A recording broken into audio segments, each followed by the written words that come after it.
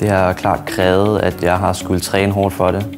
Jeg har altid skulle være ambitiøs og ikke blive distraheret af mange andre ting. Såsom mine venner, der spiller meget eller går ud og fester, så når jeg misser mange af de ting, siden jeg er ude og køre på en bane meget, hvor jeg skal være fokuseret i det.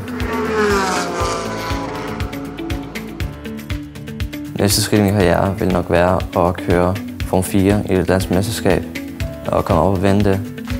Og så i slutningen af i år skal jeg så køre de sidste 2 løb af det engelske mesterskab på blandt andet Silverstone, som er en meget ikonisk bane, som jeg glæder mig meget til. De fleste Formel 1-kører har alle sammen startet i Form 4.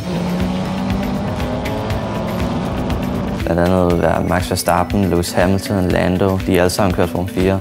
Kevin Magnussen og mange andre, Frederik Vesti, Christian Lundgaard, de har kørt det danske Form 4 DM, som jeg også skal køre i år. Noget, som jeg altid har set op til, det er at køre Formel 1. Ligesom jeg har været 5 år gammel, har jeg altid set op til Formel 1-kører. Siddet derhjemme hvert uge og se Formel 1-løb. Så hvis jeg kommer op og kører Formel 1, det vil være stort for mig. Det kræver, at jeg skal træne meget, være fokuseret i det, jeg laver.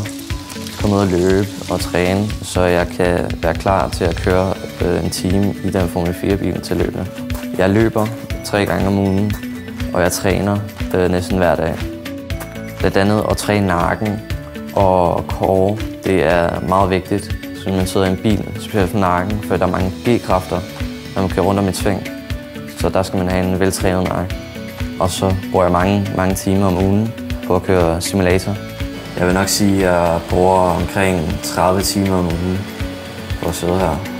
Det er nok en af de tætteste ting, man kan komme på virkeligheden. Nok 80%.